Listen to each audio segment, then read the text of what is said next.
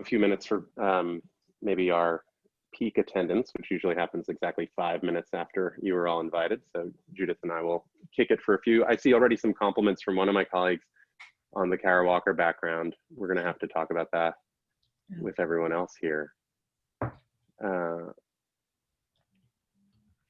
It is quite cool. Although Sanders, who's the person who was asking this question, I fell for it. You know, I was looking at it in the little thumbnail view and I was thinking, oh, this is like some Victorian era cutout sort of shadow art thing. And then when Judith became big screen in responding to that question, I was like, oh wow, not a happy scene exactly. No, definitely a reckoning with the history, right? It's sort of a bitter sweet or just bitter history in the I think US. it looks quite awful. I mean, this is just torture and this is just images of oppression. Yeah, and you know, what I've tried to do is in this kind of current moment when people would point out that George Floyd was a reckoning, was the idea that African Americans or Black people in the US have been talking about the kind of violence to Black bodies, certainly since abolition. You know, abolitionists were railing against, you know, the ills of slavery. And then we saw after slavery ended, you had, you know, Ida Wells Barnett going to the White House in the 1890s asking for an end to lynching. You had the NAACP founded in the early 20th century, and their platform was really about we need to end lynching. So the idea of the violence is not new, right? Like this is embedded in the history of the US. And I think that what Walker is trying to do is she's using a particular form to comment on this sort of notion of because we, at the same time that you have African Americans agitating for inclusion and freedom from violence, you have this fabulization of the American South, right? That it's picturesque, that it's peaceful, that it's beautiful. So she's playing on that, right? That sort of idea of, well, look at these beautiful picturesque scenes. And in the backdrop is really incredible violence and oppression. So I think it's just an interesting conversation for us to reflect on today as suddenly we have a lot of attention on issues that we have not always had as much attention on. Well, I couldn't be more happy to have you with us, Judith Williams, the Chief Diversity and Inclusion Officer at SAP. And I guess your title goes on, right? Head of People Sustainability and SVP, Chief Diversity and Inclusion Officer. This is a very long title, I guess, for a very big job. I mean, do they just keep making the title longer the harder the job gets? You'll have to add some more to that title this year, maybe. I will see. The world has been tricky. And you came, I think, from like an idealized land of values. You came from a similar role at Dropbox and before that at Google. And maybe you can help us just get your story arc started as we get into what will, I think, be some very tricky topics. We'll return perhaps to Kara Walker, but the old world of D&I, help us start there. The old world of D&I. I mean, it depends on where you want to start. I mean, if I start with my career, I joined Google in the 2010s, 2011 is when I joined Google. Before that, I had been doing some independent diversity consulting, really working from a compliance angle. I had a partner who's an attorney, and we would hear from smaller companies who felt like they were about to get sued. And so they would come to us and say, please help.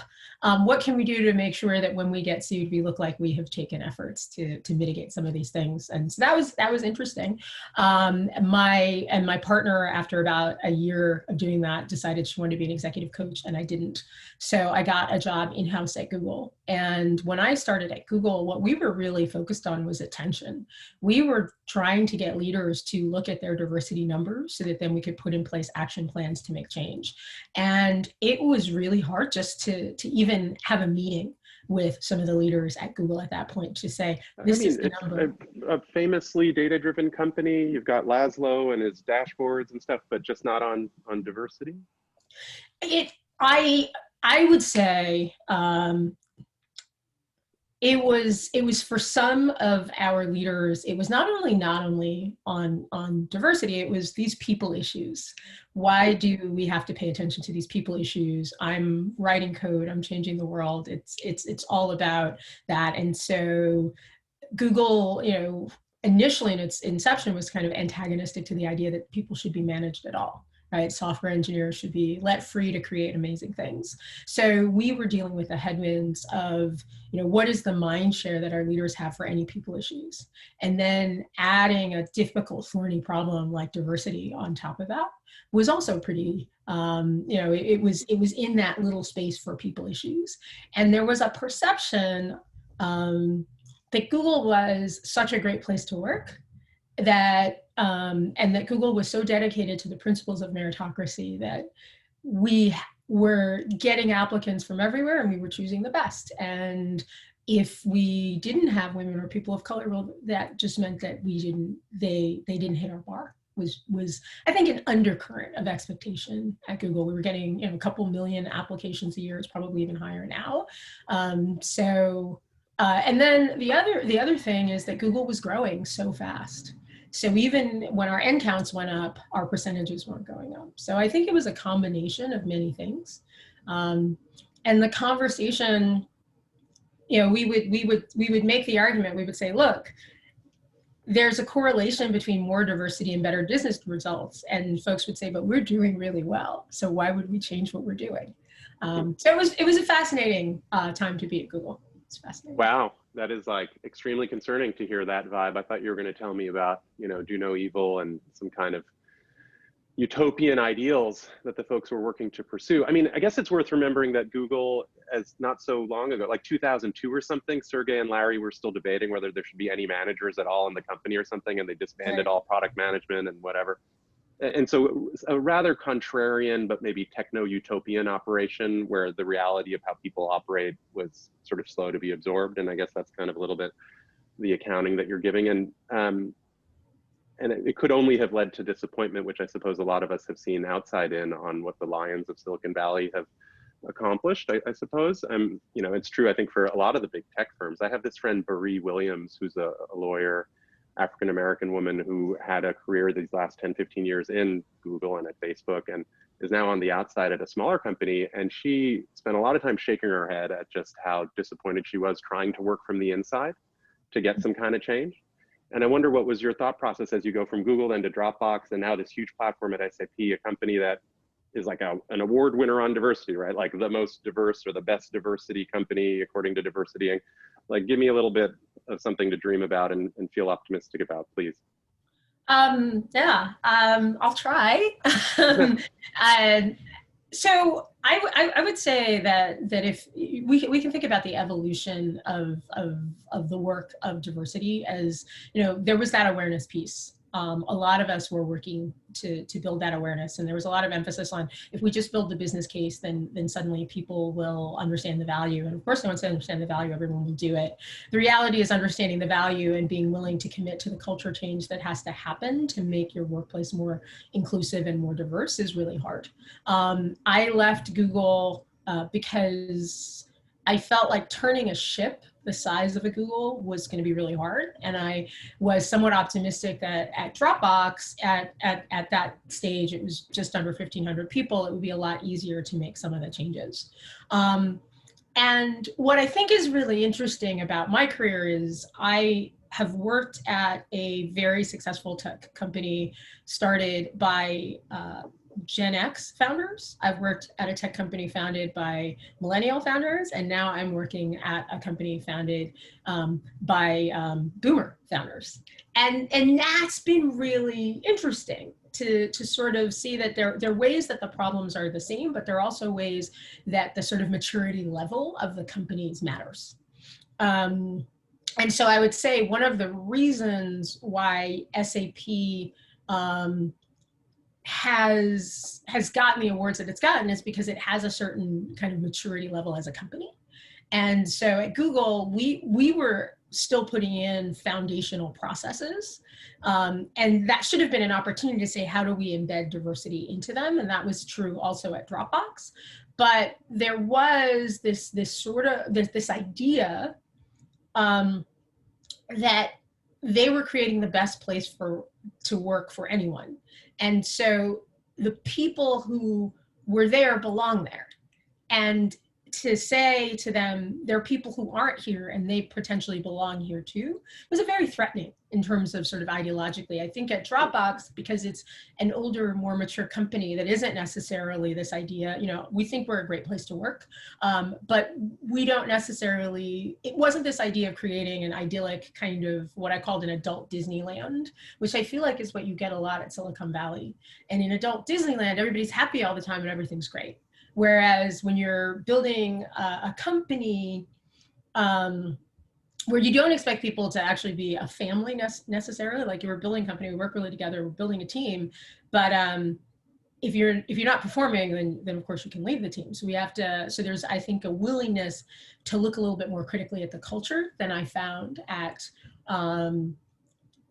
certainly at Dropbox, and to some extent at Google. I would say since I've left Google, it seems like they've been forced to take a more critical look at their culture and to start thinking about how they make change. And so I am optimistic that we're moving as an industry in terms of how we are talking about and dealing with some of these challenges. Amazing. Wow. I think about half of the things you said there, I've never heard from anybody before. My eyes are open to this. I mean, the kind of founder vintage generational cultural map and the idea of building processes, but kind of copying blindly instead of reinventing. And that utopianism, you're right. I mean, that is what I think those of us in this sort of startup kind of challenger mindset, I think, are often criticized for, this like blind optimism.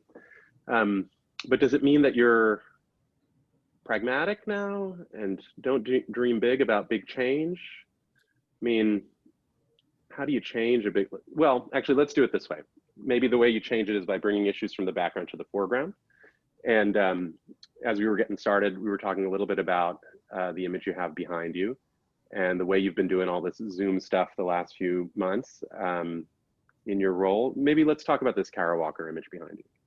And why is it there? What else have you been putting there? And yeah, so I you know, I have a lot of these images. I've tried to put artists that are Black artists, primarily African-American, but some Afro-diasporic artists behind me, and artists that's entering into this kind of conversation with this moment. And so some mornings I feel really like being more subtle, and then some mornings I feel less so. And I guess this morning it was a Kara Walker. And what Kara Walker has done is she makes a really important critique of slavery and the bitterness of slavery. And so what she's done is she's used cutouts, right? And you think about cutouts as like children's art or thing that's whimsical and light. So she's using that form as a way to shed light on something that was very brutal. Which was some of the atrocities in slavery and the way that Black bodies get exploited. And certainly we're having that conversation now. I think it's really interesting in light of the fact that I was very excited that the junior senator from California was chosen to be the VP pick for who I hope will be, and I'm sorry to get political, but I will, who I hope will be the next president of the United States. But I also think that on some level that maybe want to be more provocative to understand that what is the signifying power of a Black woman's body? And I think that's what Kara Walker is actually asking in a lot of these cutouts. And I would ask that in the landscape of that choice. I think it's very relevant to think about the history and putting it on context.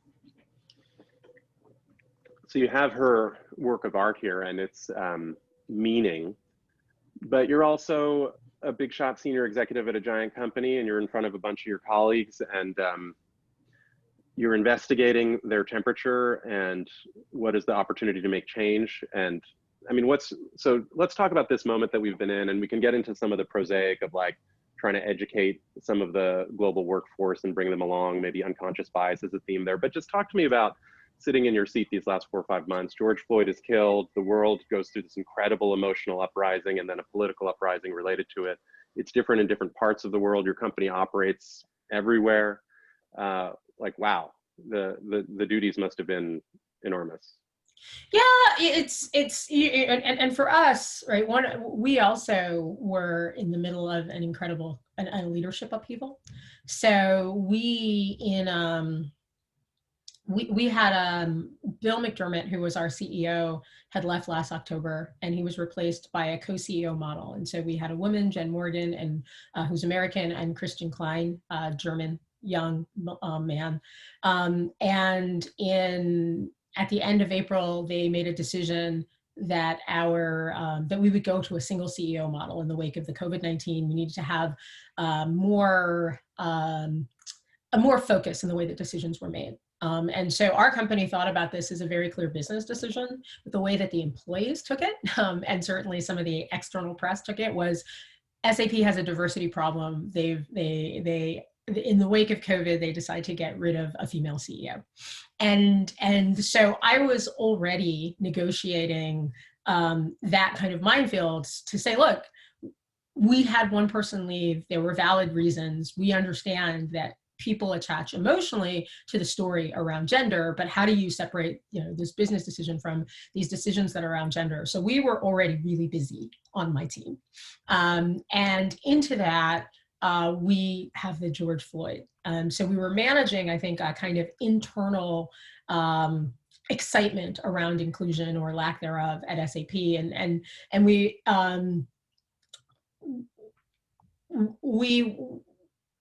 were watching everything that's going on.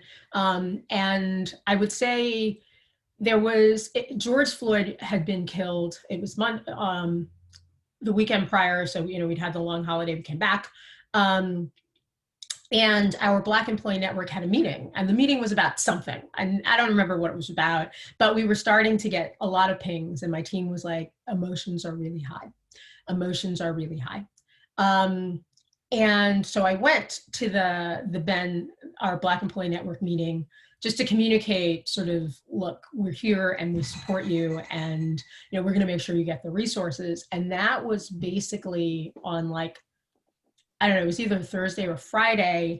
And I got out of the meeting and I said, we need to have a company town hall. We have to address it. And so I had a meeting with our president of North America, and it was about something else, which was related to this kind of earlier set of issues. So I was talking to a lot of different leaders about sort of our way forward as we're thinking about gender.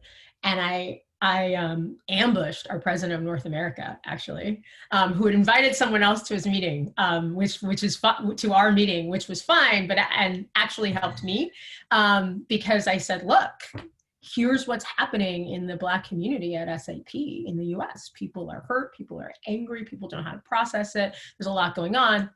We need to have a town hall, and you need to host it.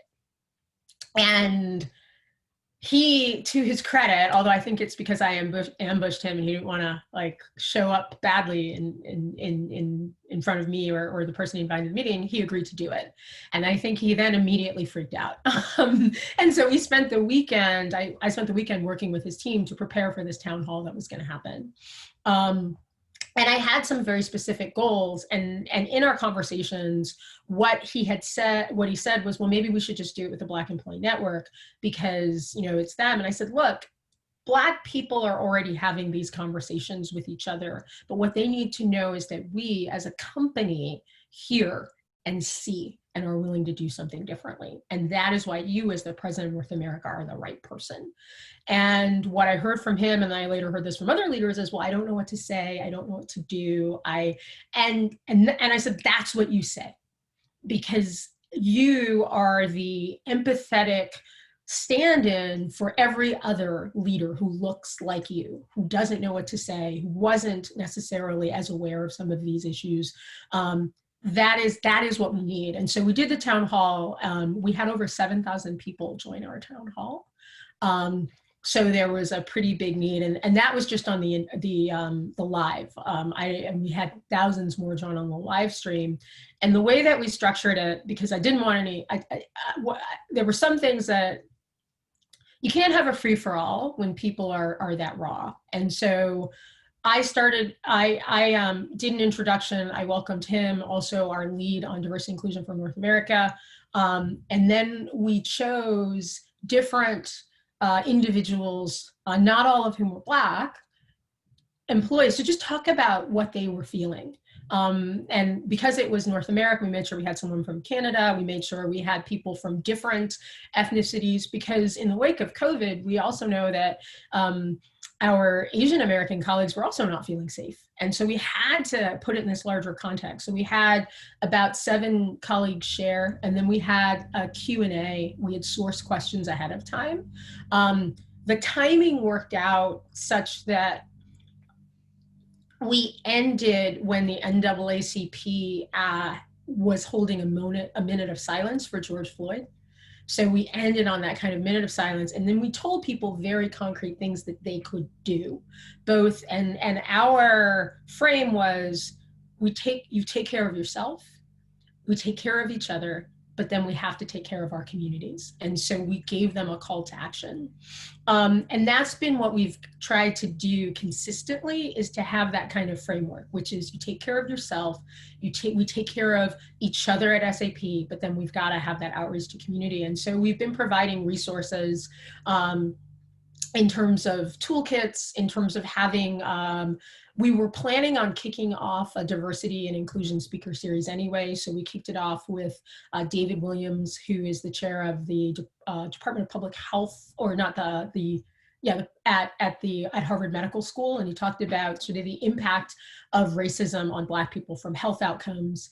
So we had that teed up, fortunately for us. I was very lucky in terms of the timing, so that then we were able to provide, then over the next 3 weeks, consistent information and resources. And that's what we've done. At the same time, we were able to get Christian on board to make some public commitments to change the composition of our workforce, to increase our representation of Black employees overall and leadership, to also make some commitments to social justice. Worked really closely with the marketing team to create a platform for Black small business owners. And so what we've tried to do is to keep the conversation going and to build the awareness. Now, you always get folks who are not feeling part of this conversation, or that we should be having this conversation, but we've been able to get the leaders to cascade the message about how we are, how we're investing and how we're, and we had to admit at SAP that although we led on some facets of diversity, when it came to ethnic and cultural diversity in the US, we weren't a leader in the space. So we changed the discourse internally. And then I would say the other thing that's really interesting, and I'll stop here, I know I've talked a lot, is I had been part of the World Economic Forum Global Future Council on equity and inclusion. And we had gone to Dubai, back when you could just get on a plane, in October. And we were talking about sort of social inequities, and WEF did not want to talk about race. And that I was Wanda Johnson Hope from Johnson & Johnson, and Rachel Isekoya from Maersk. We kept saying, look, we've got to talk about race. They'd be like, well, and they kept it was such a resistance from the other folks in the group, and also from the kind of overall WEF perspective to talk about race. And come June, suddenly we get a call from WEF, right? And it's the 3 of us, and they're like, we really think we have to have a conversation about racial equity and inclusion and racial justice. And so what we've seen is from October to, in 9 months, suddenly the World Economic Forum realized that racism existed. And that blew my mind. So there's the internal kind of movement of the conversation. And then there's the fact that this organization that had been super resistant, I mean, we'd been pushing, finally was like, oh, wow, we've got to talk about race. So that's been interesting. I am loath to even insert a word here, because you're totally rolling, and I'm learning a lot from how you guys have handled all this. I want to inspect a couple of these things, though, in turn, maybe a little more closely, because the first big topic was you did a series with your people, and you had all these incredible world leaders and experts coming to start talking about the impact of race on health, and I mean, just sort of helping people learn, I guess. And it was an internally focused thing, and I guess the goal was bring a common level up for folks, but also go deeper into issues, even for folks who feel they might be well informed. Talk to me a little bit more about that. I mean, I guess it was already in the cards, and it would have always sort of been there, but you sort of considered it a very important response to this present moment, that you want to help your people process what's going on and be able to talk to each other, perhaps in some way. What's the learning agenda for you as the head of diversity and inclusion? So, if we think about, diversity is a reality. It's who we are and who we bring to the mix. Inclusion is how we treat each other every day.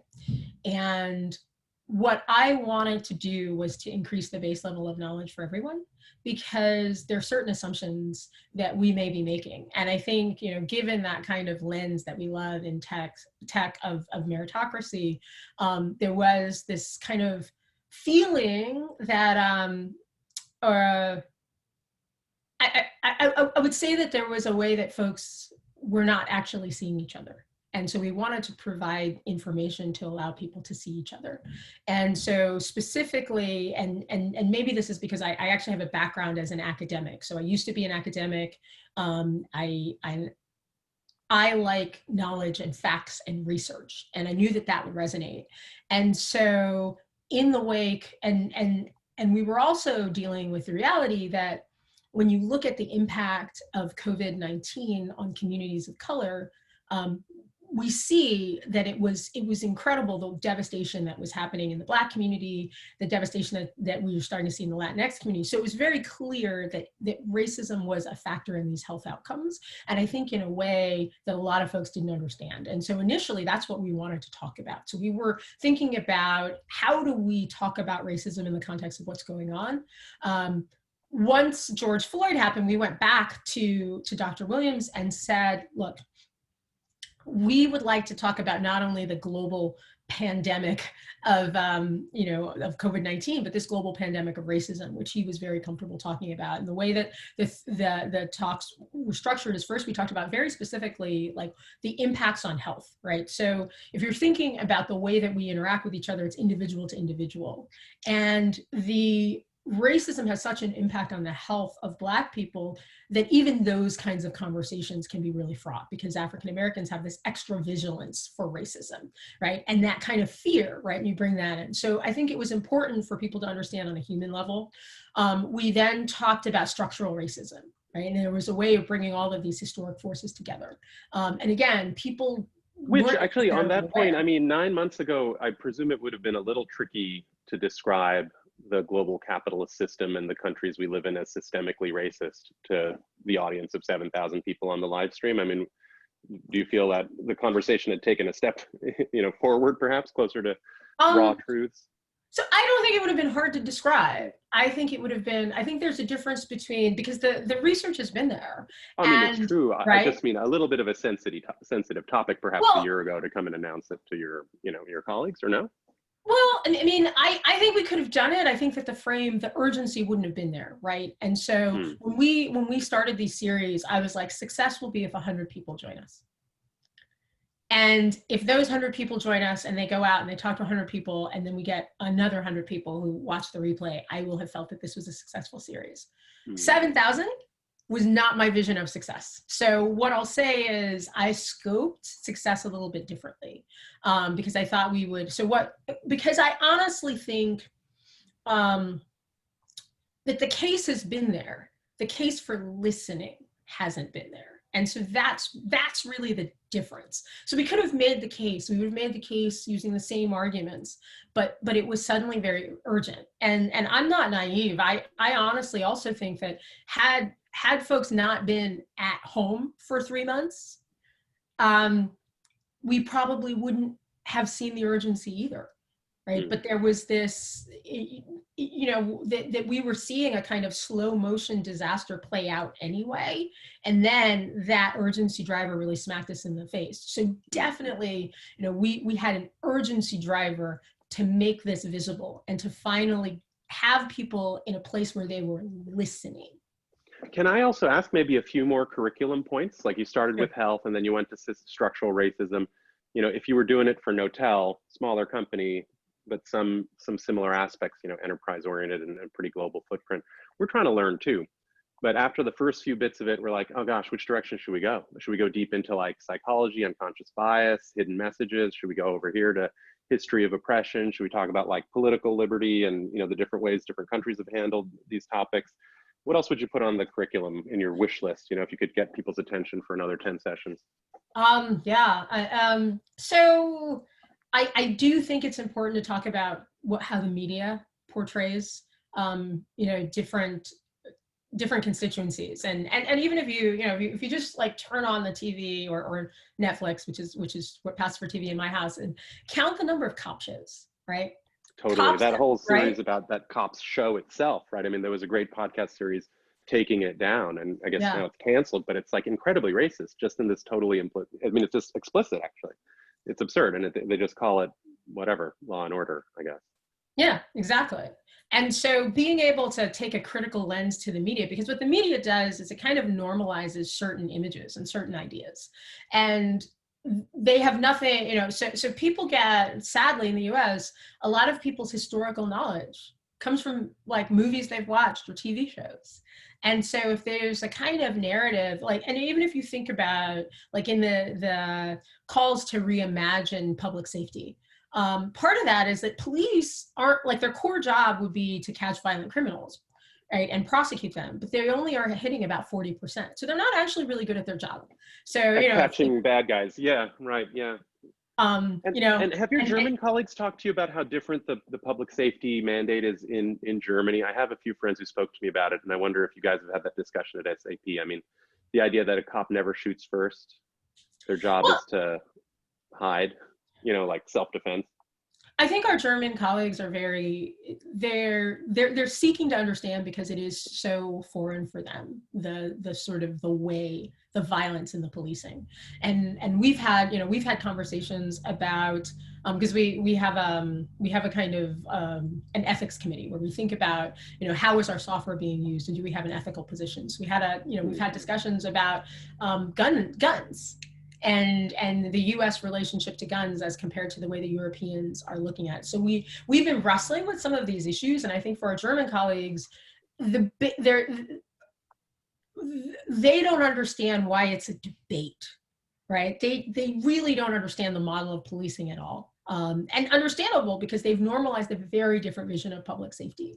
And so those conversations have been very interesting. And I do think because of that, our CEO has been so vocal. And I remember, like, I was looking on Twitter and he tweeted out Black Lives Matter. And I was like, whoa, okay, now we will all tweet out Black Lives Matter. I was like, retweet on my professional, Twitter, which I will take my marching orders from the CEO. And I think for him, it's so obvious that this form of policing is not okay, that they're not able, it's not a debate. It's very much like, what are you doing in the US? Well, let me take you now to another theme that you touched on. Your company made some commitments to change certain KPIs, either diversity ones or those about perhaps the community around you. Talk to me a little bit about that. I mean, commitments to change made in a heated moment, sometimes get forgotten over time. There has been this vibe, though, this last few months, that what used to be a reasonable set of aspirations is no longer good enough. It's not about D&I, it's about anti-racism. We're not just gonna be same as our peers, we're gonna actively work to dismantle. Maybe a little insight into the thought process at SAP, and I mean, what lessons should others take from it? So I will say, to our CEO's credit, to Christian Klein's credit, we had staked out a lot of the gender space and been really public about our commitments around gender. And he wanted us to push and expand. So we'd been having those conversations already internally about changing the KPIs. And so I've been working with my team on a set of KPIs around ethnic diversity in the US, and then how we could scale that out globally already. So when he said, I want to make a public commitment, what do you suggest? Like, we'd already modeled it out. And so I was like, here you are. And what was interesting is that when we were building out our diversity strategy a year ago, I had said, look, we have to think about ethnic diversity first in the US, but globally, we have to think about this. And the feedback that I got was, yes, but we're still going to really drive on gender, because that's where we are at the front, and we want to build on that success. And our talent acquisition team was really focused on the gender piece. And I kept saying, well, can we do this ethnic diversity piece? And so they said, well, Judith, you can incubate like whatever little program you want to do. And so I did. And so I set up a program, and it was incubating. The goals were to double our African-American representation, to double our representation in leadership, and to double our investment in the African-American community. So that's how it had been set up and how it had been running. What happened is, in the wake of the pressure externally, is I got the feedback, well, what are we doing? And I was like, well, here's this little program. And so I was able to scale up, and I was like, and if you give me more resources, I will scale it up. So we were really ready with that sort of program and public commitment. So all of the things that we did actually fit into a cohesive strategy that I'd already built. So I was fortuitous that I had already been thinking about it in a certain way. And what initially we started seeing is a lot of companies were saying, externally, this is what we're going to do. We're going to give to Equal Justice Initiative. We're going to, give $100 million to these different organizations. And what you started to say, and we said this even before we came out with our commitments, is that if you're not committed to fixing your own house, then it's not okay to go out and say, well, we're going to give to these other organizations. And so we had the commitment internally to say, we're going to double our representation of African Americans. And so we made that commitment publicly that we're going to do it in 3 years. And once a commitment like that goes out publicly, right? 3 years is pretty fast. Yeah, it's going to be fast. Wow. It's going to hurt. It's going to hurt. And so once Christian said that publicly and to the whole company, I had the head of talent acquisition going, oh, well, now we have to shift our focus. And I'm like, okay, I can help. Well, no, but let me ask you on this one. Let me ask you on this one, because I love it and I want it. But then, if I think about your average listener who runs a company or whatever, but like, let's say that you want to get on board for this. One of the things that troubles me is like, oh man, but how do I deal with this with some of my other countries and stuff? Like in some countries, they don't even let you talk about race, So, and the country that I would be thinking of quite specifically would be France, for example. And so we were working, France has a Tech for Good initiative that's led by Emmanuel Macron. It's been focused on gender, increasing women in tech. So in the Tech for Good, it has different work streams. One of them is diversity and inclusion.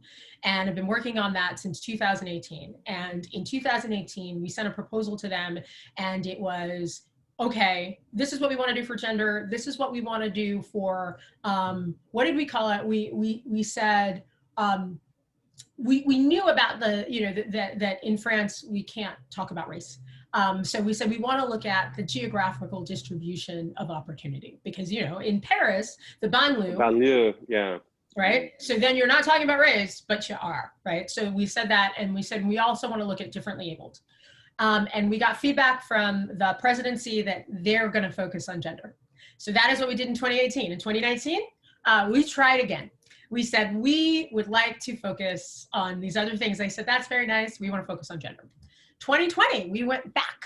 And the response that we got from the French presidency is, yes, we do need to expand our focus and think about cultural and other diversities. So what I'll say is that what this movement has sparked is that even in those countries where it has been very hard to have a conversation about race, even illegal, France, we have the president of France saying, I'm expanding your mandate to start thinking about these other diversities. Now, the devil is going to be in the details in how we do it, but we've gotten to a point where over 2 years, where the presidency of France can no longer ignore that cultural diversity matters for France. So even in France, we're going to start having that conversation, and that opens a door for us, because if we get that from the presidency, then we can say, well, the presidency has asked us to look into this. This is a high watermark of focus, interest, and I suppose just energy behind issues of racial justice. I don't know if there's been a moment like this that I can remember. I wasn't around the last time things got this serious. But that is amazing. Yeah, I mean, breaking through French president, World Economic Forum, at every table. But it does invite the question, right? So like you are, okay, you're going to get your house in order at a breakneck speed, it sounds like, around diversity inside the company. but SAP and all companies, you know, they operate in a society. We can only exist because of the communities and societies around us, and we do have some obligations to them. And I mean, I suppose if we ourselves treat our own people well, that'd be a nice thing, and maybe that is a starting point. But surely our obligations extend beyond. I guess one of the things that's come up as I've been speaking to diversity officers a little bit is most of them are kind of HR-ish, like an HR thing. But what about vendors? What about guns? You know, what about the rest of the world? You know, yes, I'm for Kamala too. Can companies be for things? I mean, and how will you hold yourself accountable to those? Give me a little bit of unscripted opinion here. So and it's interesting. I mean, the placement of diversity officers in HR it's an interesting one, right? And there's this debate: who should chief diversity officers report to? Should we report to the CEO, right? Because diversity can be a strategic initiative that goes beyond people. Certainly, people is a really big part of it. We've also had conversations internally where we are setting targets for what we call social procurement. Right. And so part of that is for, you know, and part of that is a commitment to supplier diversity. So we have also set targets internally. I don't think we've publicized exactly what they are for working with diverse suppliers. We have a technology, our Ariba Discovery, which we are working with the engineering teams to say, okay, since we have this target and we have this technology, we need Ariba to be able to spotlight who those suppliers are and to be able to connect us as SAP to the diverse suppliers, but also to connect our customers to diverse suppliers. So that has a reinforcing mechanism, right? The technology can do that. And it also has a ripple effect of it's not just what we're doing for us, but what we're doing for our customers, right? Being able to track tier 1, tier 2 spend. We also have worked with the marketing team to say, look, we can't show up as SAP with all German guys at our events and feel like, and then have a commitment to diversity. So we are putting policies in place where we say we are going to have diversity on the way that we represent ourselves, whether that's in our printed collateral or it's in our events. We are also thinking about, well, what does that mean in terms of our acceleration of startups, right? And you know, we are, you know, continuing our commitment with SAP.io to say, how do we build that ecosystem? So we're looking to say, what is that connection to the world outside? With our CSR efforts, we're looking, this is the first time that we really have invested in social justice or racial justice from our CSR efforts. So we're saying, what can we do there? I think a lot of organizations are having those conversations. I think there's a huge opportunity to say, and the way that I look at my job when people say, what do I do, is my job is to distribute opportunity more fairly. Within SAP, that's about jobs, but it's also about financial inclusion. And if we can be an engine for helping to drive greater financial inclusion, not just SAP, but any company, to think about that, like what is the impact? And an analogous kind of movement is you have all these companies saying, we're going to commit to sustainability. We're going to commit to zero emissions. We're going to commit to negative emissions. We need, and I think we're starting to see that same level of commitment to some of these social conversations. You know, and I mentioned WEF, I mentioned the Tech for Good with Macron. You know, the Business Roundtable is also saying, do we need to have a social justice, a racial justice platform? And what does that need to look like? So that we get the CEOs and the BRT to say, look, we've got, as companies, you know, we went from last year saying it can't just be about shareholder value. Well, now we're getting to the really operational specifics to say, well, what are the other values? And I think what we are seeing is that the companies are understanding that we exist in the world and that we are being accountable for whether we do harm or whether we don't do harm.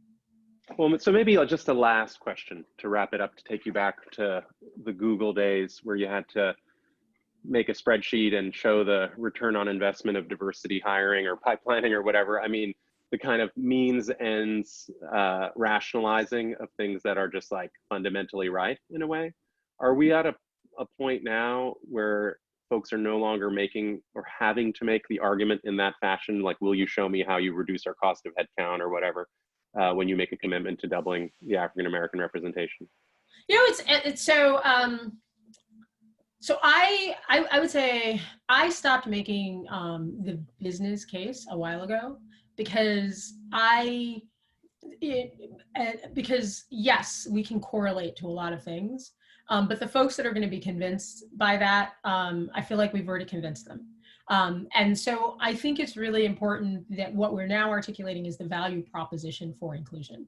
And the value proposition, it includes the business case, right? Like that sort of numbers, but it also is this sense of something bigger, right? This sense of, because I think we kind of lost the thread in a certain way where we were like so focused on saying, this makes business sense. Then people could say, well, if it doesn't make business sense, we shouldn't do it. But the value proposition says, yes, it makes business sense, but it makes sense in a larger contribution to the world. In the same way that if we think about reducing our emissions is going to add to our longevity as a species on the planet and our continued success, having greater inclusion for people of different backgrounds, it's going to make us more innovative, and it's also going to contribute to the way that we grow as humans on the planet. I think that that's a conversation that we are now willing to enter into. Where that takes us next, I'm not really sure, but I do think that we've shifted. I still think there are some people who want us to make the business case, but I resist that because I feel like we've made it. And if you don't believe it by now, you're probably not going to believe it. And I also, and we didn't really discuss unconscious bias, but I built a lot of Google's unconscious bias training. So spend a lot of my time trying to educate people about their unconscious biases and try to essentially make them better people. And I'm no longer in the business of trying to make people better people. Like, I'm actually now in the business of structural and cultural change. And technology can help with that. The way that we build our cultures can help with that. The policies that we put in place, but the behaviors that we allow to flourish in our organizations matter a lot more than the individual attitudes of people. And so similarly, that sort of sense of convincing people individually of the business case, I'm beyond it, right? Like, we need to just start making the change. Thank you, Judith Williams, Chief Diversity and Inclusion Officer at SAP. We have a lot to learn from you. I'm going to be following. I will chase you to learn more. Well, thanks for the opportunity to talk. It was a lovely conversation. I really appreciate it. Thanks everyone for joining. We'll put the recording up as well, so you can share it with your colleagues. Thanks again so much, Judith. You're welcome.